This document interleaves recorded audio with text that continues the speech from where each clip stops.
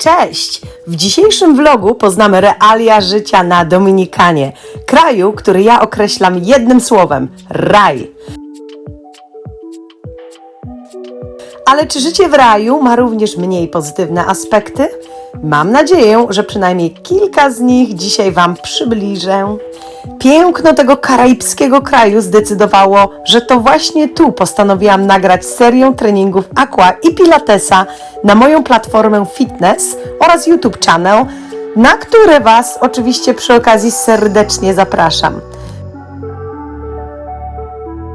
Można na Dominikanie w miarę przystępnej cenie wynająć domek z prywatnym basenem otoczonym cudowną wegetacją, stanowiącą idealną otoczkę dla właśnie takich fantastycznych treningów. Zresztą, kto by nie chciał pracować w takim biurze? I co najlepsze, być na chwilę swoim własnym szefem.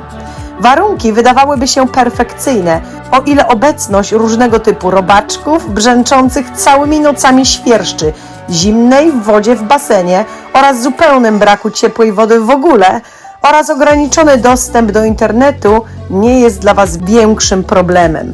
My musieliśmy sobie te wszystkie rzeczy przewartościować i w konsekwencji mieliśmy najwspanialsze wakacje w tak barwnym i ciekawym kraju. A teraz o tym wszystkim chcę Wam opowiedzieć.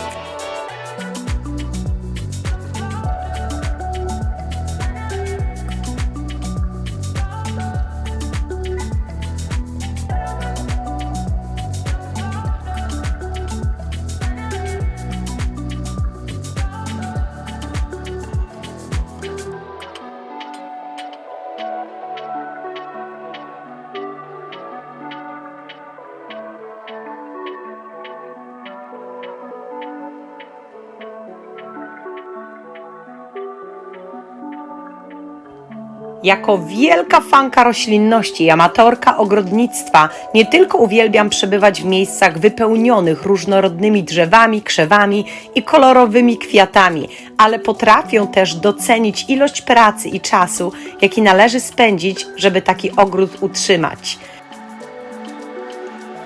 Na Karaibach non-stop byliśmy zaskakiwani coraz to nowymi, nieznanymi nam przepięknymi i dziwacznymi roślinami. Zachwycaliśmy się unikatowymi kompozycjami, jakie stworzyła sobie tutaj natura. Czasem, nie mogąc zidentyfikować pewnych stworów, wymyślaliśmy dla nich nowe nazwy. Więc tutaj apel do bardziej oświeconych podróżników lub wszystko wiedzących omnibusów. Napiszcie w komentarzach, jeśli znacie nazwy poszczególnych kwiatów lub owoców.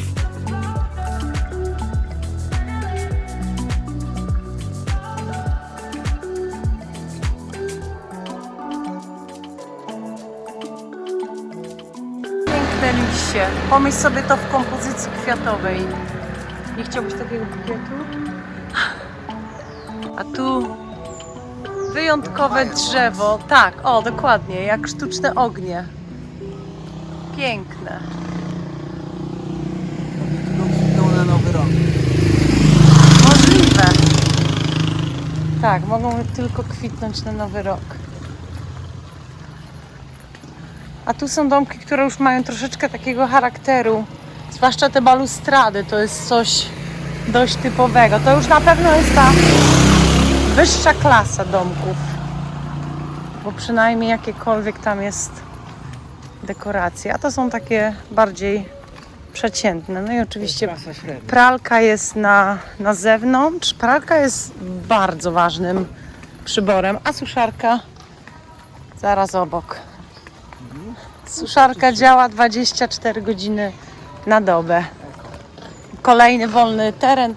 Oczywiście odpowiednio zagospodarowany. Dokładnie. Ale te palmy wyglądają pięknie.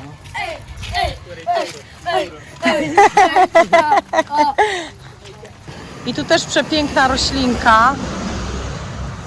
Zresztą, którą mamy w wazonie. I jeszcze to jest, oh my god, zobacz tu. To drzewo jest przepiękne. Nigdy takiego wcześniej nie widziałam. Wszystkie są piękne. Te są piękne, zobacz na te liście. Cóż zrobisz? To jest piękne, to też kojarzę, to jest w bukietach. To się dodaje do bukietu. I znowu sztuczne ognie. To tak my nazwaliśmy tą roślinkę. Śliczne.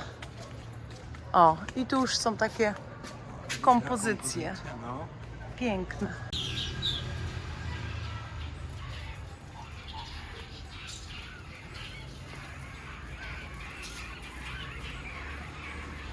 Każdego ranka i każdego wieczoru te ptaszki tak jakby walczą o miejsce w palmie. 2 razy dziennie ten sam rytuał. Nie wiem, co tam się dzieje, ale jest to bardzo zabawne.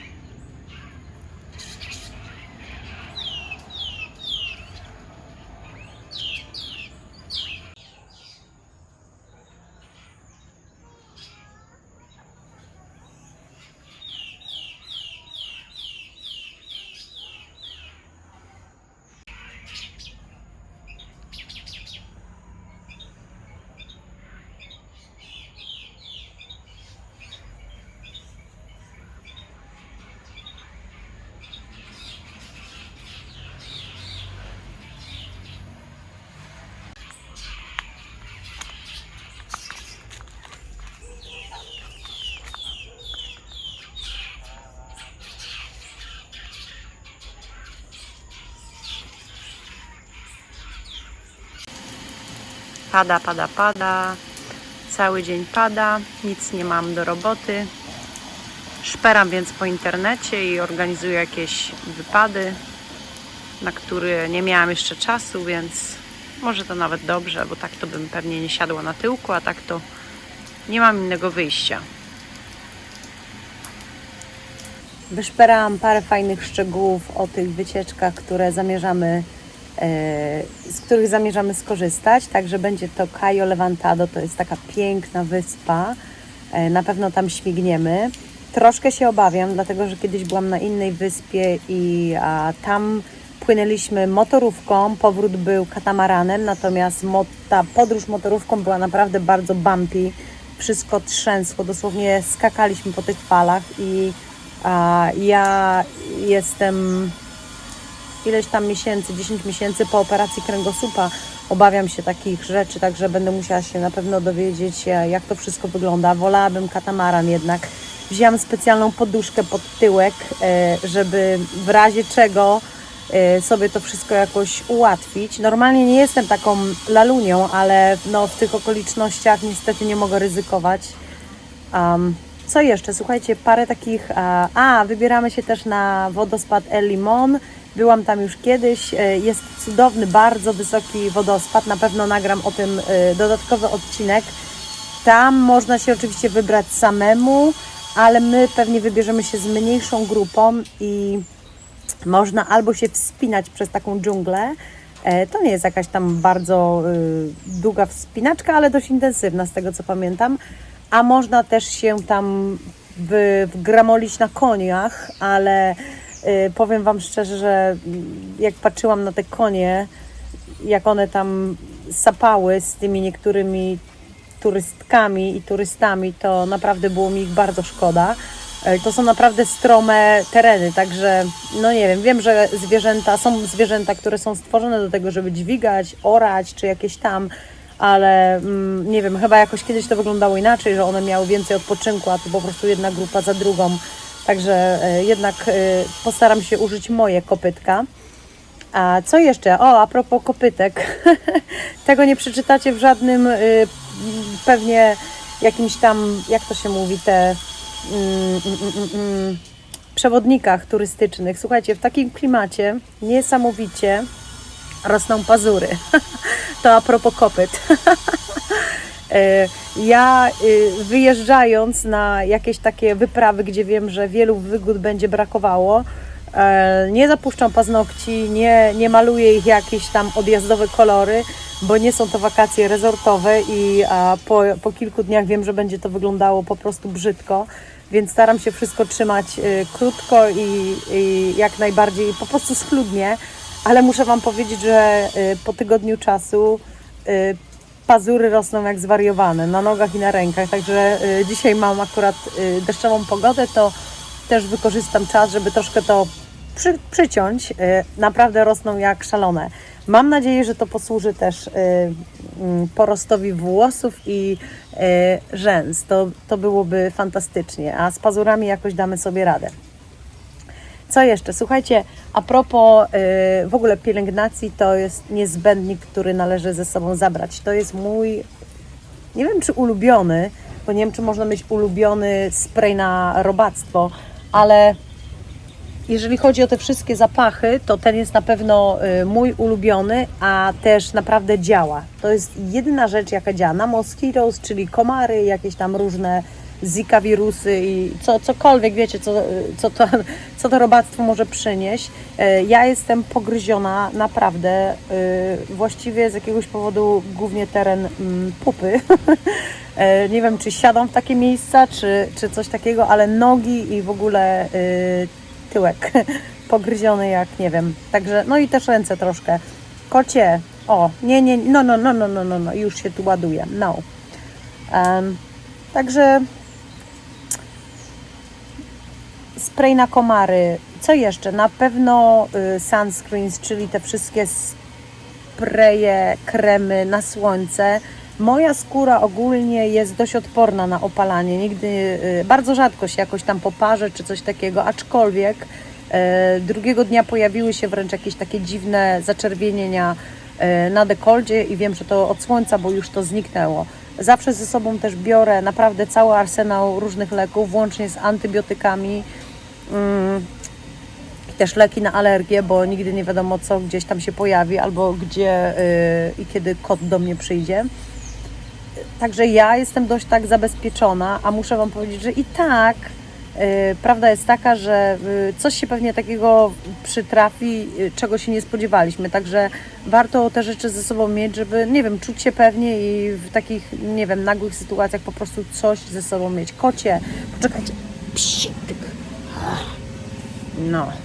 No i jedna z takich sytuacji, której nie przewidziałam, to nie pomyślałam, że psy mogą porwać moje rękawiczki. Na szczęście mój towarzysz podróży dojedzie jutro i prawdopodobnie uda się mu przywieźć dodatkowe. To będzie bardzo fajnie. Dodatkowe baterie warto brać do czegokolwiek, do jakiejkolwiek elektroniki, którą gdzieś tam ze sobą targamy. Ja też mam 3 kamery, właściwie 4, ale 3 GoPro i muszę Wam powiedzieć, że baterie siadają. Nie wiem, czy to jest ten klimat, nie wiem o co chodzi, naprawdę. Jestem bardzo rozczarowana, że kamera, która, nie wiem, ma być odporna na jakieś szoki, wodę i wszystko, po prostu wsiadły i funkcjonuje teraz z 2 bateriami, a potrzebuję ich o wiele więcej, więc też zostaną dowiezione bateryjki. Także wiecie co, planowania nigdy za wiele. Ja ogólnie zawsze mi się wydaje, że jestem osobą, która naprawdę planuje, gdzieś tam przewiduje, co może się wydarzyć i potem i tak różnego typu niespodzianki. A to dopiero pierwszy tydzień, także zakładam, że coś jeszcze się może wydarzyć. Może coś pozytywnego. Słuchajcie, pada deszcz, ja mam nagrywać wideo, ale nie dbam. Zobaczcie, co jest za mną. Nie jedna tęcza. Ej, tylko 2. Ej. Okej. No. Czy to nie jest cudo? Zobaczcie. Cudo. Uwielbiam tęczę, uwielbiam, a już, no słuchajcie, w takim wydaniu, oh my god. Fuksiarz, trzeba wstać wcześnie rano. Leżę na plecach, na zimnej ziemi, żeby to wszystko ująć. Boże, jakie to piękne. Cudo. Uwielbiam. Ręce mi się trzęsą. Próbuję utrzymać ten obiektyw. Wiecie, jak to jest z takimi widoczkami. One się pojawiają dosłownie na chwilę i potem szybko to znika. Ta chmura się robi coraz większa. Zaraz pewnie znowu lunie. No ale słuchajcie, czuję się naprawdę szczęśliwa, że to zobaczyłam, bo Bardzo często jest tak, że kiedy jest cudowna tęcza, ja gdzieś jadę, nie mogę jej sfotografować, a dzisiaj w końcu trafiłam na idealny momencik. Cudo, cudo, cudo. Tego z początku deszczowego dnia miałam okazję podziwiać nie jedną, ale 2 tęcze. To ciekawe zjawisko optyczne i meteorologiczne widoczne na niebie w postaci wielobarwnego łuku powstaje w wyniku rozszczepienia światła słonecznego, które dostając się do atmosfery napotyka na swojej drodze kroplę wody i przez nią przechodzi. Efektem tego zjawiska jest rozkład światła białego na wielobarwne widmo. Na Dominikanie byliśmy świadkami tego zjawiska wielokrotnie. Jeśli dotrwacie do naszych ostatnich vlogów, zobaczycie, jak jedna taka tęcza trwająca wyjątkowo długo dosłownie odprowadzała nas na lotnisko. Można by sobie pomyśleć, że w psim świecie mieć właściciela to jakby wygrana w totolotka. Drugą alternatywą jest bycie bezpańskim psem i wolność. Co wy wolelibyście osobiście? Smycz czy wolność? Pieski sprzątają ręczniki. Co? Przyszłyście posprzątać? Wymiana ręczników robicie? O, pani właścicielka zbiera ręczniki, a pieski pomagają. Ej ty, łobuzie.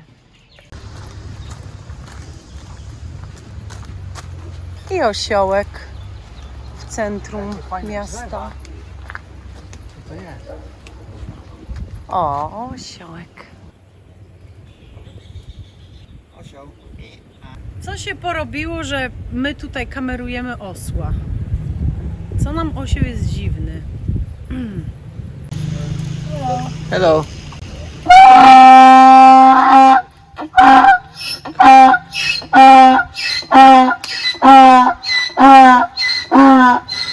Co mu zrobiłaś? Co mu On się komunikuje z innym owcem, osłem. A myślę, że on coś się... On się komunikuje strasznie- z innym, bo tamten się też odezwał. Aha. Wszystko jest okej. Koń. Jakby kunia nie widziała. Najlepsze jest ogrodzenie w tym wszystkim. Ono tu gościu.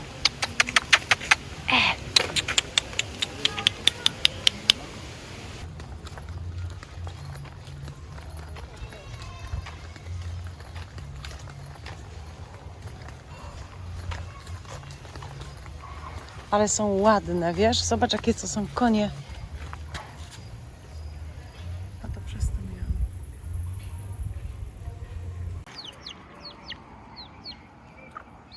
No, przechodźcie szybko przez ulicę, bo tu jest ruch. Śmigaj za mamą. No. Ciap, ciap, ciap, ciap i już. No. A nie. Pelęta się gówniarz sam.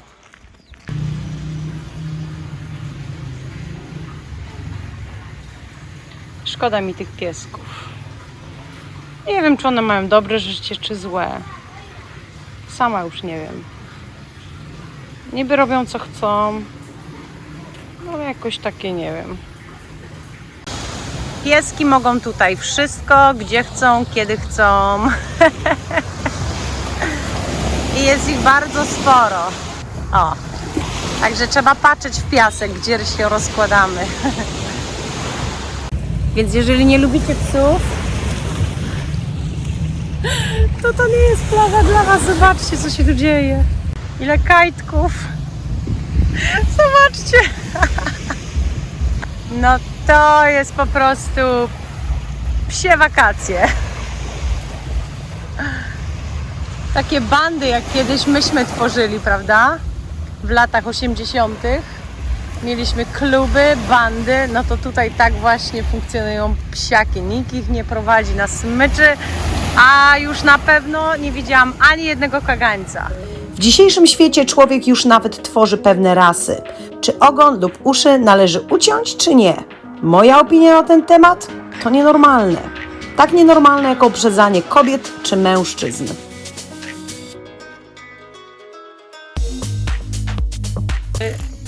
Chrabąszcz albo cokolwiek to jest, jaki w życiu widziałam. Wielkości kolibra.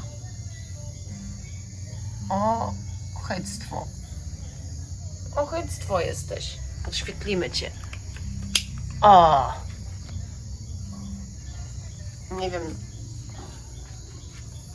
Zrobię ci zdjęcie lepiej. Ale byk. W porównaniu moja ręka.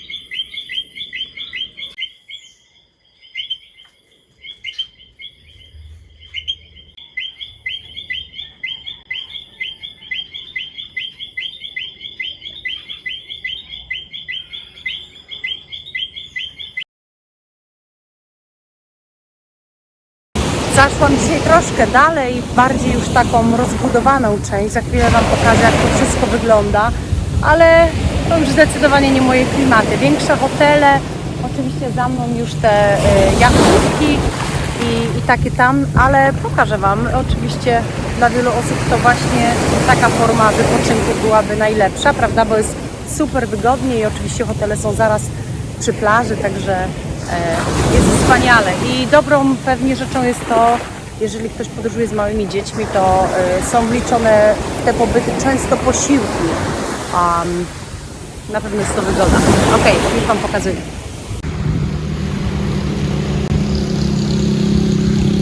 Słuchajcie, nade mną piękny widoczek, ale są tam kokoski, które trochę mnie stresują. Niby idealnie, ale no nie wiem, jakby taki kokosek spadł na głowę, to pewnie wakacje by się szybko skończyły, więc można powiedzieć, że to jest ekstremalny pilates.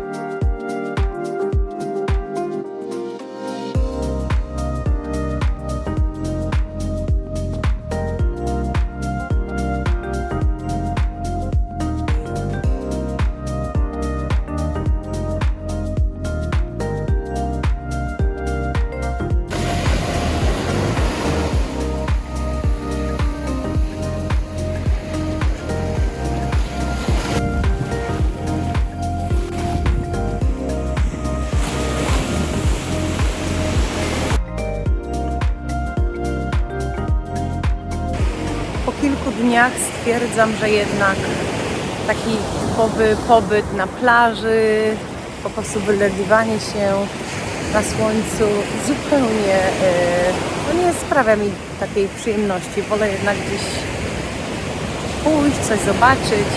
Tym bardziej utwierdzam się w przekonaniu, że wakacje typowe w rezorcie nie są dla mnie. Może na 2-3 dni fajnie, kiedy wszystko jest podane do stołu, full wypas, ale po kilku dniach byłaby to naprawdę chyba tortura, więc takie wakacje no zdecydowanie są fajniejsze. Także idę na taką niezaludnioną część tej plaży tylko i wyłącznie po to, żeby po prostu w końcu wejść do oceanu. Trudno w to uwierzyć, ale po 5 dniach ja tak naprawdę zmoczyłam tylko stopy i to jest nie do pomyślenia, a dzisiaj wbijam, bo jest mi bardzo, bardzo gorąco i już nie mogę się powstrzymać. W tym punkcie tutaj są najfajniejsze fale. Przyznam, że jest to dla mnie tortura być dosłownie kilka metrów od nich, nie móc jeszcze tutaj wejść. ale nie zaryzykuję utraty czegokolwiek, a po prostu dmucham na zimne, bo nie wiem, jakbym miała się nawet dostać do mojej bazy bez telefonu, bez kluczy i tak i tam, także oddalę się jeszcze kawałek i tam powinno być ok. A kąpiele sobie zarezerwuję już na te dni, kiedy nie będę sama i będzie o wiele, wiele bezpieczniej, pewniej w ten sposób, pewniej. Ale zobaczcie, jest cudnie i ta bliskość palm do wody to jest właśnie to, co mnie urzeka w tych karaibskich krajach, bo nawet na Florydzie, mimo że też jest pięknie, ale jednak rzadko palmy i roślinność jest tak blisko. No a już na pewno nie ma takich dzikich terenów, przynajmniej ja takich nie znam. Kolor wody obłęd. Tu pan się wyjątkowo wtopił w krajobraz. Przyznam, że prawie na niego w deszcz weszłam. No i trzecia sprawa. Selfiki to najbardziej żałosna forma robienia zdjęć na wakacjach. Niestety.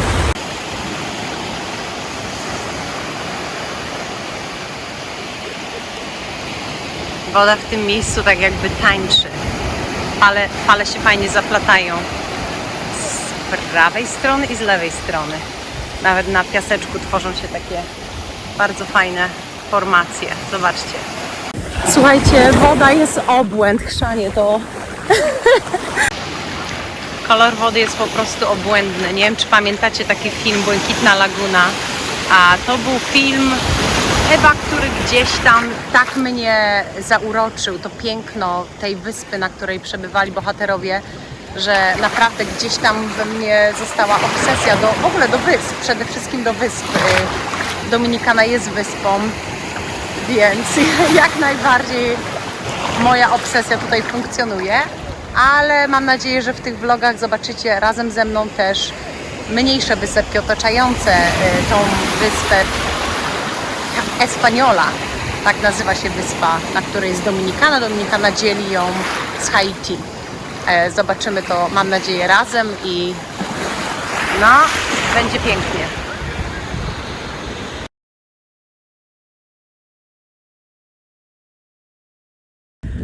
A, jeszcze jedno. W końcu odnalazłam kościółek tutaj.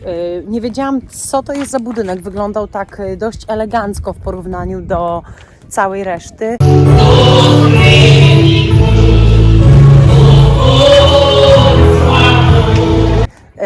Nie wiem, jak mogłam nie zauważyć krzyża. Jest tam gdzieś taki malutki krzyż, ale ja myślałam, że to bank. Wyglądało to bardziej jako bank, a dzisiaj przechodząc zauważyłam, że jest tam msza. Natomiast nie jestem ubrana odpowiednio. Widziałam, że jednak wszyscy byli ubrani skromnie i elegancko, a ja podarte dżinsy, niefajnie, więc niestety dziś już nie zdążę.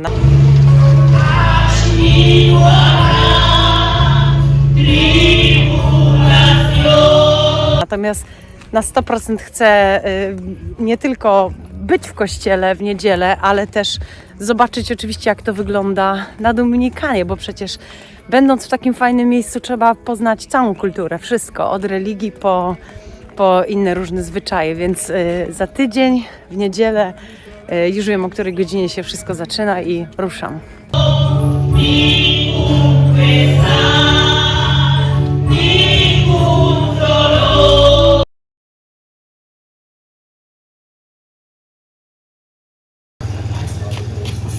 Dzisiaj coś tu się pali, nie wiem co. Zapach jest okropny.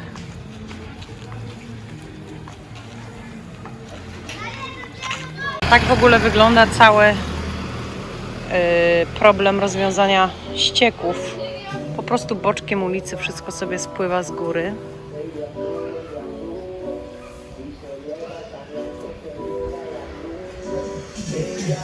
Muza musi być. Proszę. Niedziela rano. To jest to miejsce, gdzie biegają właśnie świnki.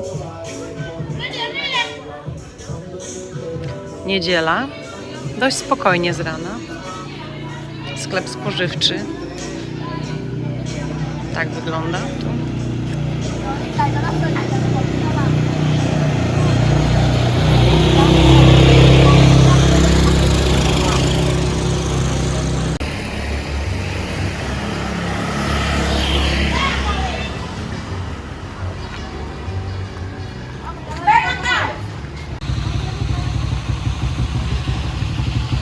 Mój spożywczak ulubiony, samoobsługowy, gdzie mój hiszpański nie musi być testowany. No i ulica, na której ja mieszkam. Nie jest źle. Stacja naprawy motorów. Chłopaki pracują cały czas. Każdy dzień, każde święto, przynajmniej jak na razie.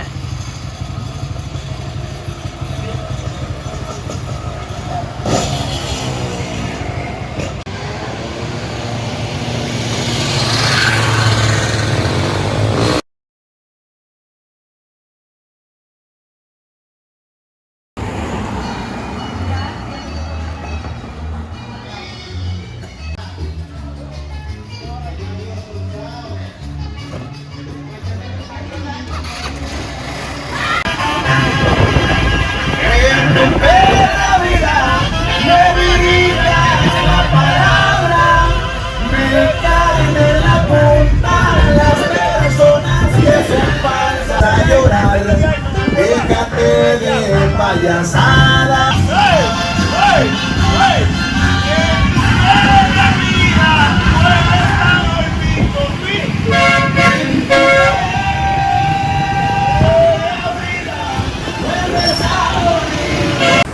Kolejne spostrzeżenie, numer 4. Nie należy ubolewać nad brakiem soli. Wystarczy wejść do oceanu, zjeść jajko, a potem polizać palce. Jest mega słone. Ogólnie jest tu bardzo dużo singli płci męskiej w różnym wieku, więc jeżeli jakieś dziewczyny to oglądają, to jest dziewczyny miejscówka dla samotnych kobiet. Zdecydowanie.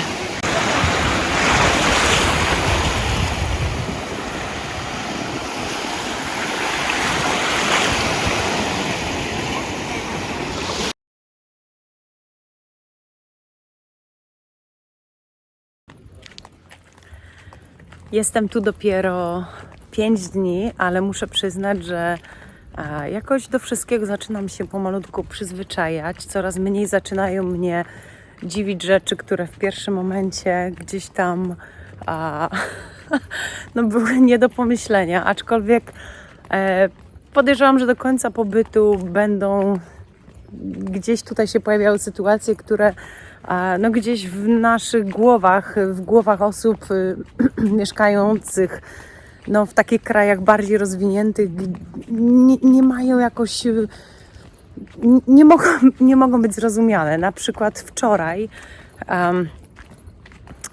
przechodząc przez to miasteczko, zobaczyłam, właściwie to miasteczko było takie uśpione. Była sobota, dzień Bożego Narodzenia, wszyscy spali, prawdopodobnie po tej imprezie wcześniejszej, motory szczelone i kompletna cisza, jak na Dominikanę, czyli dalej gdzieś tam muza, ale mimo wszystko było to o wiele bardziej ciche niż normalnie.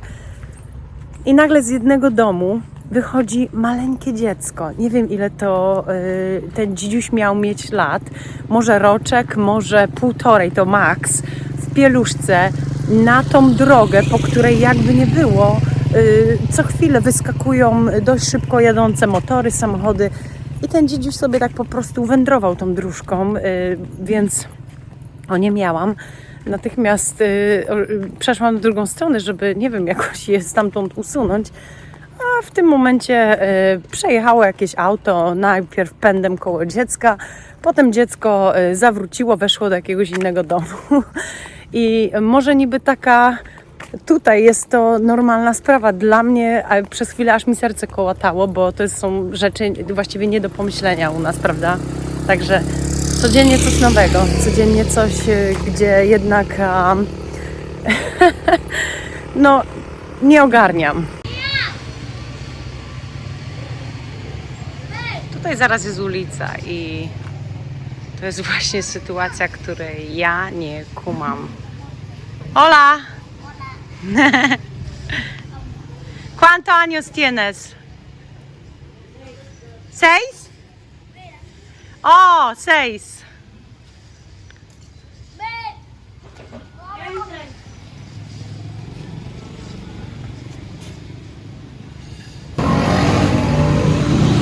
Paraki idzie sam mały.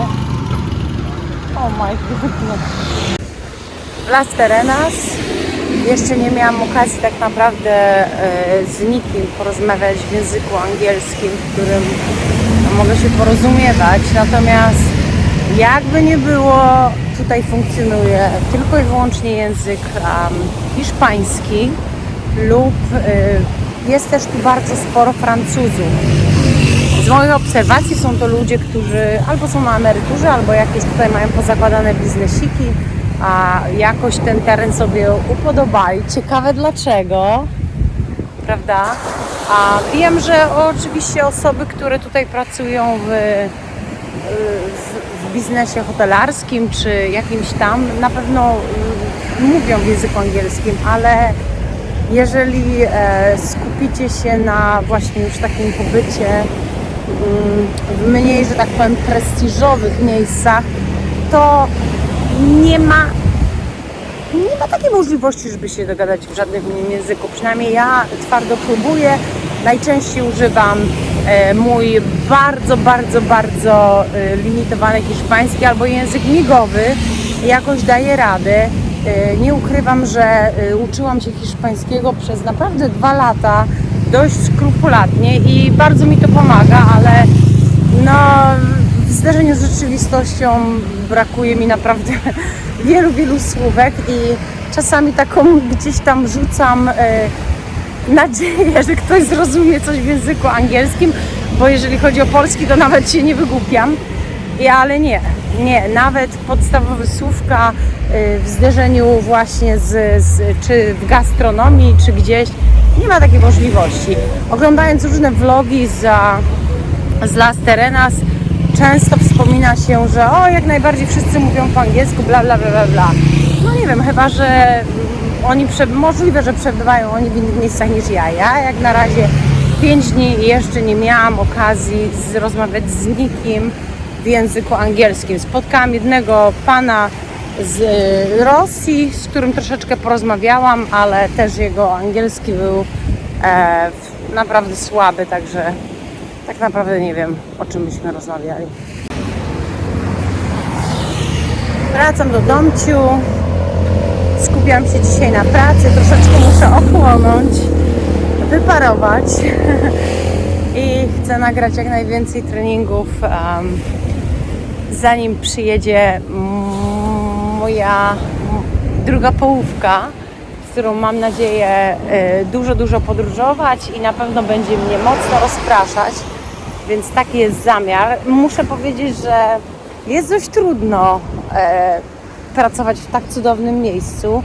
Trzeba mieć grafik, trzeba się tego grafiku mocno trzymać i trzeba być niezmiernie zdyscyplinowanym, bo wszystko, dosłownie wszystko, od przyrody, natura i cała magia tego miejsca próbuje oczywiście nas przywołać i gdzieś tam nam namieszać w głowie, że jesteśmy na wakacjach, a oczywiście jeżeli jesteście tutaj na wakacjach, no to świetnie. A natomiast u mnie jest to połączenie troszkę pracy, troszkę wakacji i jest trudno. W końcu udało mi się kupić dzisiaj mango. Polowałam na nie naprawdę przez kilka dni. Ile? 60 pesos, czyli 60 pesos. To jest troszeczkę ponad $1.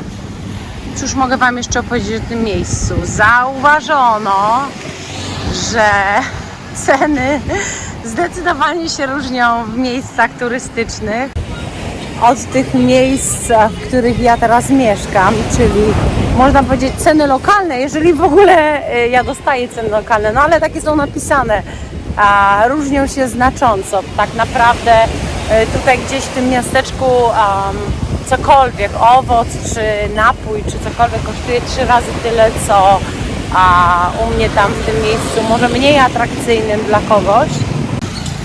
Tutaj chyba jest szkoła nurkowania i chyba właśnie się przymierzają do wypłynięcia albo coś takiego. Słuchajcie, temperatura wody jest grudzień 26, jest jednym słowem optymalna. Nie jest absolutnie zimna, jest ciepła, ale nie taka ciepła jak wiecie, jak zupa, czyli zawsze ta woda będzie troszkę orzeźwiająca. Inne słowo, idealna.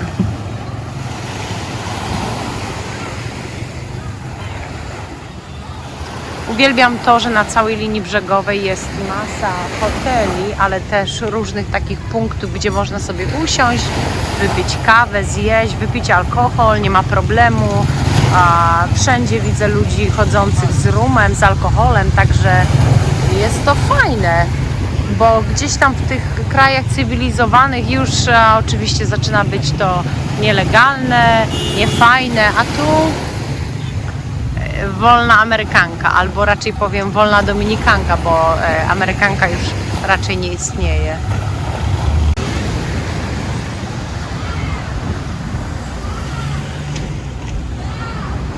Są też takie fajne, wypasione furki, zobaczcie.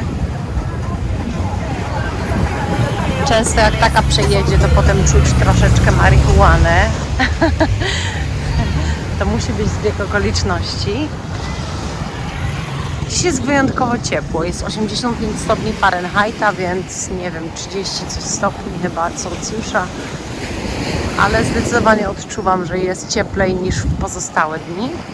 Aczkolwiek nie jest to dalej, mimo że wilgotność jest 80 ileś tam procent, absolutnie nie czuję, żebym się jakoś tam pociła, albo żeby było mi nie wiecie, jakiś dyskomfort. Nie, jest fajnie.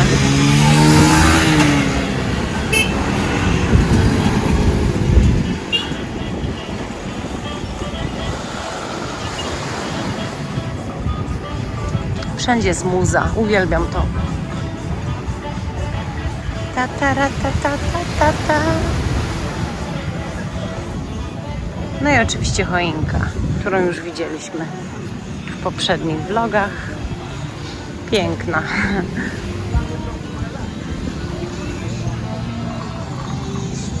Sezon turystyczny, z tego co wiem, tak naprawdę dopiero się zacznie. Oczywiście jest to cały czas ta era COVID-a. I mimo iż tutaj tego aż tak nie widać, widziałam już kilka osób w maskach, o właśnie gdzieś tam są. Tutaj oczywiście kokoski. Ja już jestem tak najedzona, że omijam to miejsce z daleka.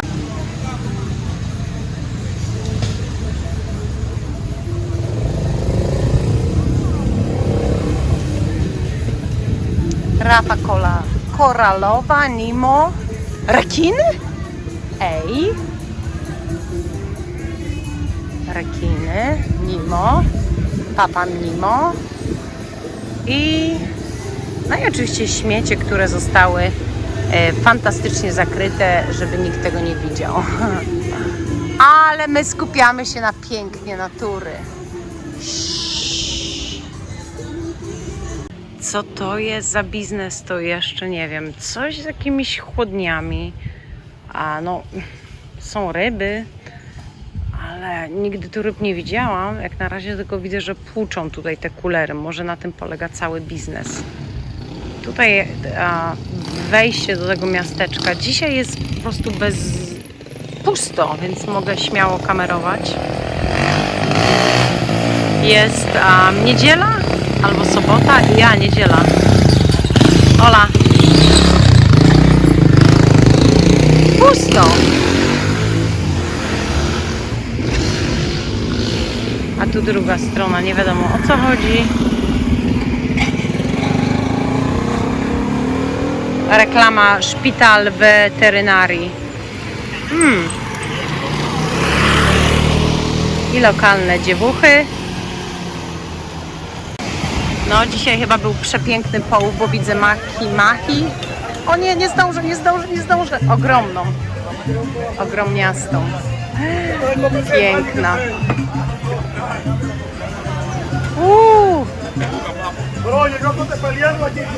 Muy grande. Wow.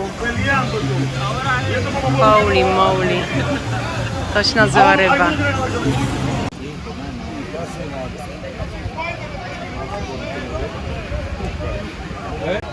A te już ryby są pakowane na transport.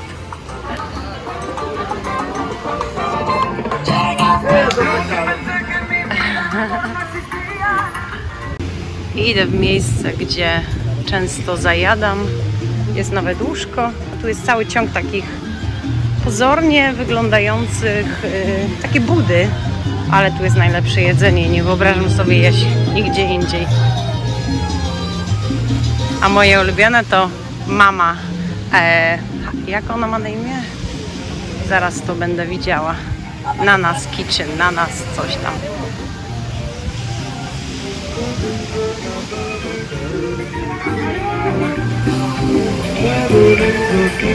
To jest tu? Nie, jeszcze kawałek.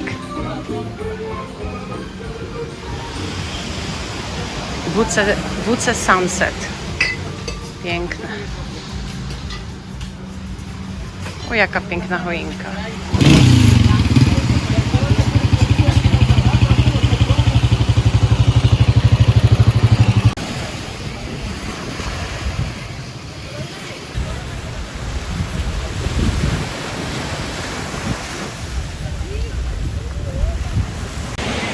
Nie wiem, jak takiego kurczaczka opisuje pani Magda Gessler, ale w moim mniemaniu jest tylko jedno słowo.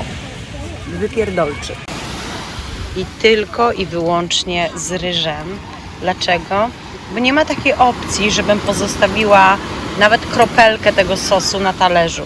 Nie ma takiej wersji, więc pierwszy błąd, jaki popełniłam parę dni temu, to zamówiłam frytki. A teraz już wiem, że to musi być ryż, żeby nie zostawić na talerzu nic.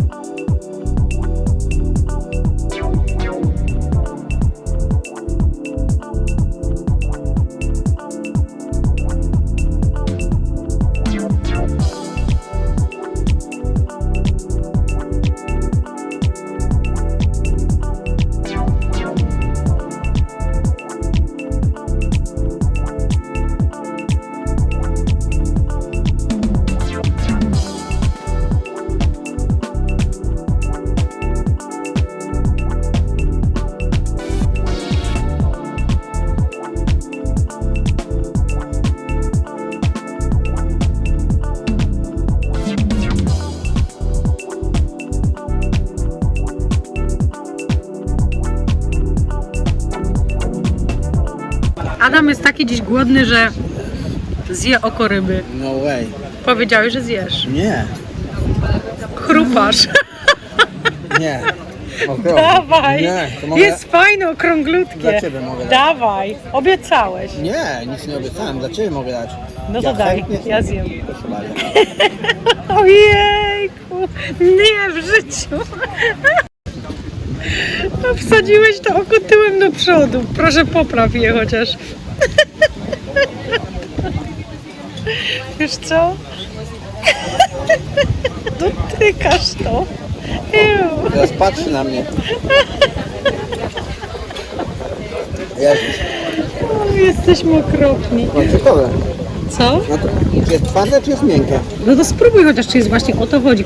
Chociaż wypluj, ale spróbuj tak. Jaka to jest konsystencja. I co? No i co? To nie będę musiał drugą rybę kupować, jak mi to wszystko pójdzie z powrotem. A ma drugie oko? Pokaż drugie. No, drugie twoje. Jak ty zjesz jedno, to ja zjem drugie. Zjadłbyś? Zjadłbym, ale się najadłem. A to może ci zapakować na ten, do No. domu. No, poprosimy, nie całe, poprosimy o taki malutki kubeczek na oczko. Teraz mi No. trochę to... Oczy się je czegoś? Jakieś bycze oczy. Nie, bycze jaja się je. Bycze jaja się je. No nie wiem. Przegryziesz frytkiem, będzie okej. A będziesz miał nowe, wiesz. O Jezu, nie. Wiesz jak to działa podobno na potencję.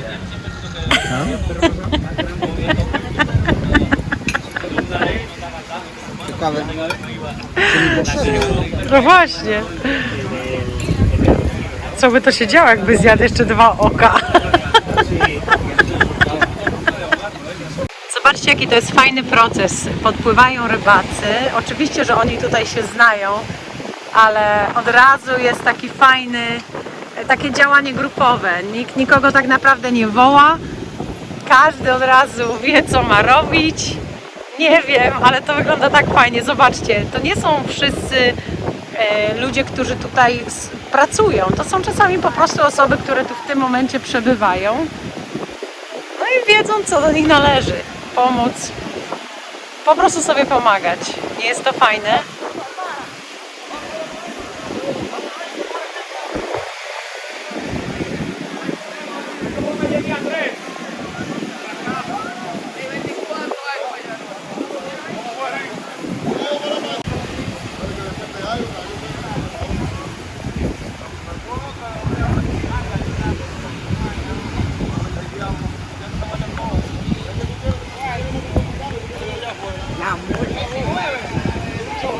A tutaj ten targ, w którym można kupić świeże rybki.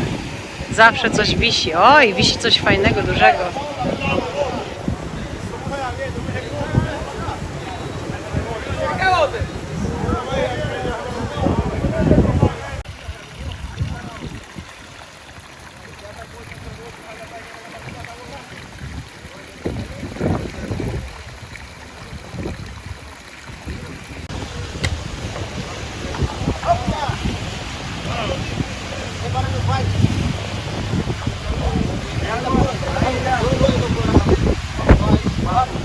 To się nazywa Teamswork.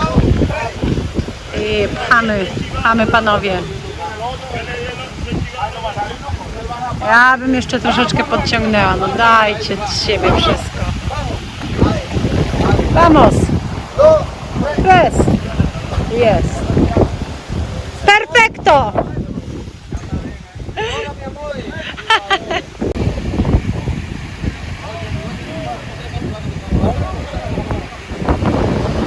Wszystkie rybki, które przed chwilą zostały wyciągnięte z oceanu, za chwilę trafiają tutaj.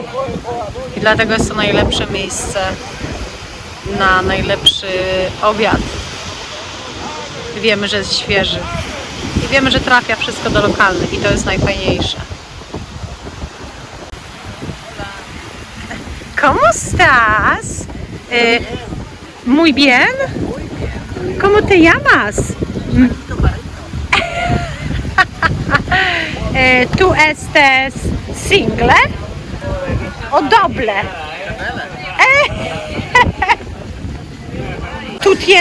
¿Tú tienes drones funcionales? ¿Mucho bien? Bonito.